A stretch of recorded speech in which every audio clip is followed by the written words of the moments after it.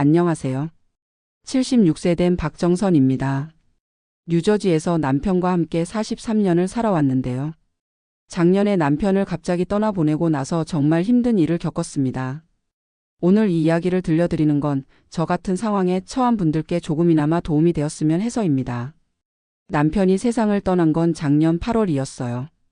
아침에 평소처럼 일어나서 화장실에 갔는데 갑자기 쓰러졌더라고요. 911에 신고하고 병원으로 갔지만 이미 늦었어요. 의사 말로는 심장마비였다고 하더군요. 남편은 78세였는데 워낙 건강해 보였거든요. 매일 아침 동네 한 바퀴 돌고 주말엔 손자랑 같이 야구장도 가고 그랬는데 정말 믿을 수가 없었어요. 장례를 치르고 나서 정신을 좀 차리고 보니 해야 할 일이 한두 가지가 아니더라고요. 은행 계좌 정리하고 소셜 시큐리티 신고하고 그 중에서도 가장 중요한 게 생명보험이었어요. 남편이 25만 달러짜리 생명보험에 가입되어 있었거든요. 월 보험료만 해도 340달러씩 20년 넘게 꼬박꼬박 냈어요. 저희가 이민 온 지 얼마 안 되었을 때부터 가입한 거였어요. 그런데 보험회사에 연락해서 보험금 청구하려고 하니까 뭔가 이상하다는 거예요. 수익자가 제가 아니라 며느리로 되어 있다는 거 아니에요? 처음엔 뭔가 잘못된 줄 알았어요. 보험회사에서 실수한 줄 알고 다시 확인해 달라고 했죠. 그런데 아니더라고요. 정말로 수익자가 며느리 제니퍼로 바뀌어 있었어요. 며느리한테 전화했어요. 어머니 생명보험 수익자가 왜 당신으로 되어 있냐고 물어봤죠. 그랬더니 아버지가 손자 데이빗이 대학 갈 때 학비로 쓰라고 바꿔놨다는 거예요. 그때는 너무 당황스러워서 뭐라고 말해야 할지 모르겠더라고요. 남편이 언제 그런 결정을 했는지도 모르겠고 저한테 왜 말 안 했는지도 이해가 안 되고 아들한테 전화했어요. 마이클아, 아빠 생명보험 수익자가 왜 제니퍼로 되어 있냐고 물어봤죠. 아들도 처음엔 놀라는 것 같더니 나중에는 아빠가 데이빗이 교육비 때문에 그렇게 하셨을 거라고 하더라고요. 저는 그때부터 뭔가 잘못되었다는 생각이 들었어요. 남편이 아무리 손자를 사랑했어도 저한테 말도 없이 그런 중요한 걸 바꿀 리가 없거든요. 더구나 전 재산이라고 할 수 있는 보험금을 말이에요. 며느리는 이미 보험회사에서 25만 달러를 받았어요. 그리고는 저한테 말하더라고요. 어머니 걱정 마세요. 데이빗이 대학 졸업하고 나면 남은 돈은 드릴게요. 그런데 생각해 보세요. 대학 4년 학비가 얼마나 드는데요? 요즘 사립대학은 1년에 6만 달러씩도 해요. 4년이면 25만 달러가 다 없어지겠더라고요. 그리고 무엇보다도 그게 제 돈이잖아요. 남편이 20년 넘게 보험료 내면서 저를 위해 준비한 거였는데 제가 왜 며느리 눈치 보면서 용돈 받듯이 받아야 하는 거예요? 집에서 며칠 동안 울었어요. 남편 잃은 것도 슬픈데 이런 일까지 생기니까 정말 막막하더라고요. 소셜 시큐리티로 받는 돈이 한 달에 1,400달러, 남편 유족연금이 800달러. 합쳐봐야 2,200달러예요. 집은 다행히 모기지를 다 갚아서 제 소유지만 재산세만 해도 한 달에 1,200달러씩 나가요. 거기다 생활비까지 하면 빠듯해요. 25만 달러가 있으면 노후가 훨씬 안정될 텐데. 한인 친구들한테 하소연했어요. 그랬더니 다들 미국은 원래 그렇다고 며느리가 현지인이면 어쩔 수 없다고 하더라고요. 법도 모르고 영어도 시원찮은데 어떻게 싸우냐고. 하지만 저는 포기할 수가 없었어요. 남편이 정말로 그런 결정을 했는지도 의심스러웠고 설령 했다고 해도 저한테 말도 없이 그럴 리가 없거든요. 그래서 변호사를 찾아가기로 했어요. 한인타운에 김성우라는 변호사가 있다고 해서 찾아갔죠. 나이는 50대 초반 정도 되어 보였는데 아주 친절하더라고요. 변호사한테 상황을 자세히 설명했어요. 그랬더니 이상한 점이 몇 가지 있다고 하더라고요. 첫째, 수익자 변경을 할 때는 보통 배우자한테 알리거나 동의를 구한다는 거예요.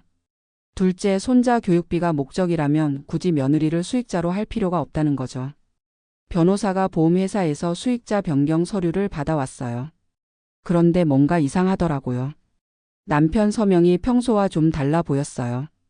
그리고 변경한 날짜를 보니까 남편이 치매 증상이 좀 있을 때였어요. 사실 남편이 돌아가시기 몇 년 전부터 가끔 깜빡하는 일이 있었거든요. 병원에서 정확한 진단을 받은 건 아니지만 초기 치매 같다고 했어요.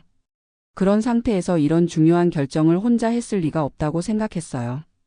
변호사가 말하더라고요. 이 경우 며느리를 상대로 소송을 할 수 있다고. 부당이득 반환 청구라는 거래요. 정당한 사유 없이 남의 돈을 가져간 경우에 돌려달라고 할 수 있는 거라고 하더군요. 하지만 소송하려면 착수금이 필요했어요. 5,000달러였어요. 저한테는 큰 돈이었지만 제 권리를 찾기 위해서 지불하기로 했어요. 소송 준비하는 과정이 정말 힘들었어요. 남편 의료 기록도 다 뒤져야 하고 보험회사랑 주고받은 모든 서류도 정리해야 하고 제가 영어를 완전히 못하는 건 아니지만 법률 용어는 어렵더라고요.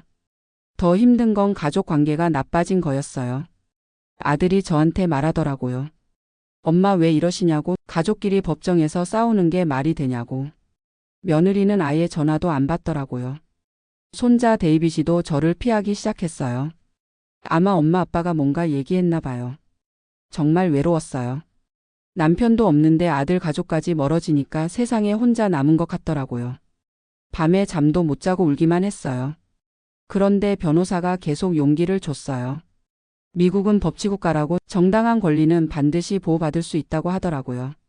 그리고 한국 사람이라고 해서 불리할 건 없다고 했어요. 소송이 시작되고 나서 여러 가지 증거들이 나왔어요. 보험회사에서 받은 통화 기록을 보니까 며느리가 남편한테 여러 번 전화했더라고요. 수익자 변경하기 며칠 전에 말이에요. 그리고 남편이 그 시기에 병원에서 받은 인지능력 검사 결과도 나왔어요. 초기 치매 진단이 있었더라고요. 그런 상태에서 중요한 금융 결정을 혼자 할 수 있었는지 의문이라는 거였어요. 변호사가 더 조사해보니까 며느리가 보험 에이전트랑도 연락했더라고요. 수익자 변경 절차에 대해서 문의했던 거예요. 이건 명백히 의도적으로 계획한 것 같았어요. 법정에서 증언할 때가 가장 힘들었어요. 며느리 변호사가 저한테 계속 공격적으로 질문하더라고요. 남편이 손자를 얼마나 사랑했는지, 교육비 걱정을 얼마나 많이 했는지. 저도 인정해요. 남편이 데이빗이를 정말 많이 사랑했어요. 주말마다 야구장 데려가고 생일 때마다 비싼 선물도 사주고. 하지만 그렇다고 해서 제 동의도 없이 보험금 수익자를 바꿀 권리가 있는 건 아니잖아요. 더구나 치매가 있는 상태에서 며느리가 유도한 거라면 더더욱 그렇죠. 재판이 1년 가까이 계속됐어요. 그 사이에 변호사비도 계속 나가고 스트레스 때문에 혈압도 올라가고 여러 번 포기하고 싶었어요.